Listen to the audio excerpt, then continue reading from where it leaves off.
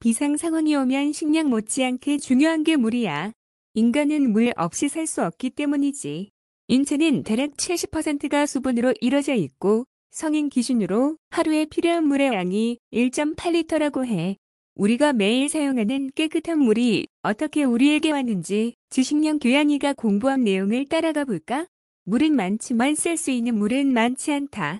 지구를 푸른 별이라고 부르는 건 지표면의 대략 70% 이상이 물로 덮여있기 때문이야.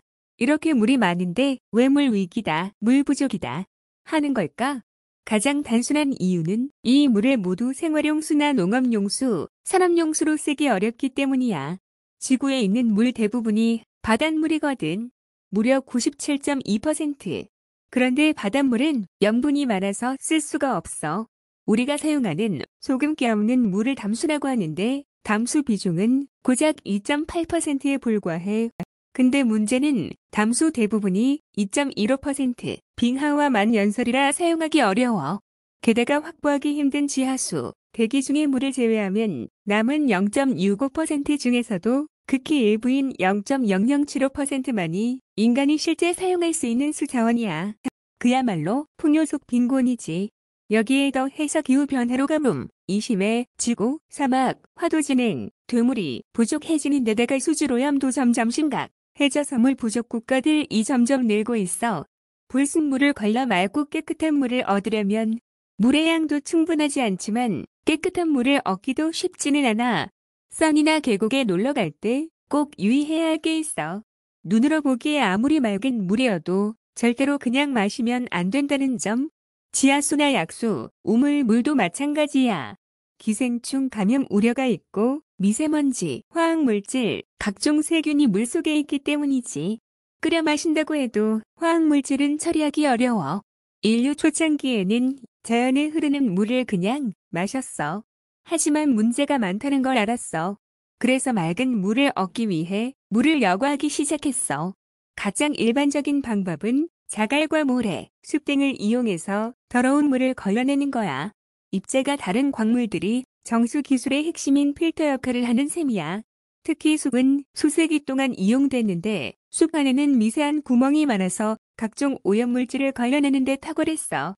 로빈슨 크루소의 주인공 로빈슨은 무인도에서 맑은 물을 얻기 위해 두 가지 방법을 사용했어. 먼저 나무통을 만들고 통 안에 자갈, 모래, 나무, 러닝 셔츠를 넣고 더러운 물을 넣어서 여과시켰어. 그런 다음 물을 마셨지만 복통에 시달렸지. 이렇게 해서는 충분한 식수가 안 돼서 물을 끓였어. 또 다른 방법은 불을 이용해 바닷물을 증류시켜서 식수를 얻는 거야. 이건 해수를 담수로 만드는 방식으로 해수 담수화는 현재 물 부족과 관련해 매우 중요한 키워드로 떠오르고 있어. 집집마다 있는 역삼투압 정수기. 가정에서는 맑고 깨끗한 물을 얻기 위해 정수기를 많이 사용해 요즘은 거의 필수가 전이 됐을 정도야. 우리나라 정수기는 대부분 역삼투압 정수기야. 삼투압은 농도가 다른 두 액체를 반토막으로 막아 놓으면 농도가 낮은 쪽이 농도가 높은 쪽으로 용매가 옮겨가는 현상에 의해 나타나는 압력이야. 목욕탕에 오래 있으면 손이 쪼글쪼글해지는 현상, 소금물에 배추를 담가두면 배추의 수분이 빠져나가는 현상이 대표적이야. 역삼투압은 삼투압을 반대로 이용하는 건데 농도가 높은 쪽에 압력을 가해 농도가 낮게 분리하는 걸 역삼투압이라고 해. 필터 바깥의 물에 높은 압력을 가한 뒤 촘촘한 필터를 통과시키는 방식으로 수질 정화 능력이 탁월해. 하지만 뭐든 좋기만 한 건 없나 봐. 전문가들 중에는 이 정수기가 중금속, 바이러스, 미생물뿐만 아니라 모든 걸 다 걸러내버려서 문제라고 지적해. 몸에 필요한 필수 미네랄마저 걸러내 정수물을 죽은 물이나 다름없다고 말하는 사람들도 있어.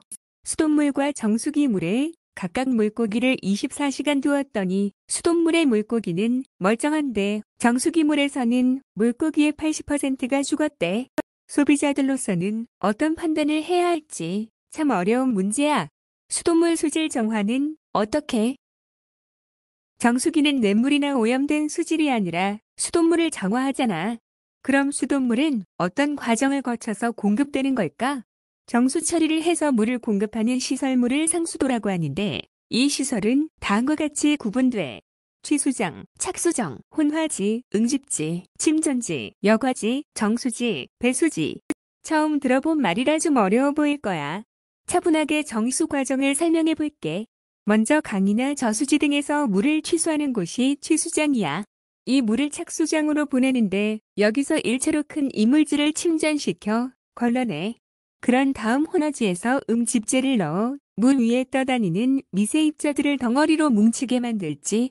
응집지에서 이 덩어리들을 더 크고 무겁게 뭉친 다음 침전지에서 일정 시간 동안 이 덩어리를 가라앉혀 이 물을 여과지로 옮겨서 앞에서 말한 모래와 자갈층을 통과하는 방식으로 여과를 시키지.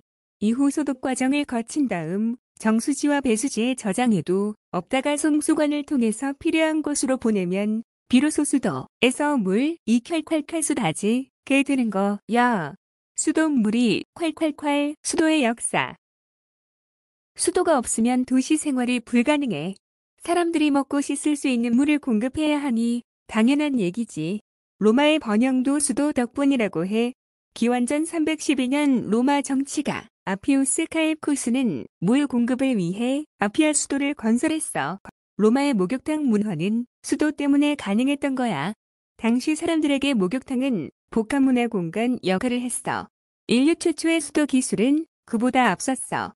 관계 발전과 관련이 깊은데 농사를 지으려면 물이 없는 곳까지 물을 끌어다 써야 했기 때문이야. 기원전 1400년 550년경 고대 페르시아에서는 카나트를 이용했어. 고지대 지하에 큰 우물을 뚫은 다음 지하 수로를 연결해 건조한 저지대에 물을 보내는 방식인데 중동 지역에서 널리 사용했다고 해. 그렇다면 현재와 같은 상수도 회사는 언제 생겼을까? 1619년 영국의 유리보 수도 회사가 시초였어. 이 회사는 런던시의 상수도관을 설치해 가정의 물을 공급했대. 우리나라에 지금과 같은 수도 시설이 생긴 건 1908년 뚝도 정수장에서 물을 정수해 수돗물을 생산하면서부터였어. 현재 서울숲 바로 옆에 뚝도 아리수 정수센터가 바로 그곳이야. 이곳에 수도박물관이 있으니 궁금하면 찾아가 봐. 단 예약을 해야만 관람할 수 있다는 점은 잊지 말고.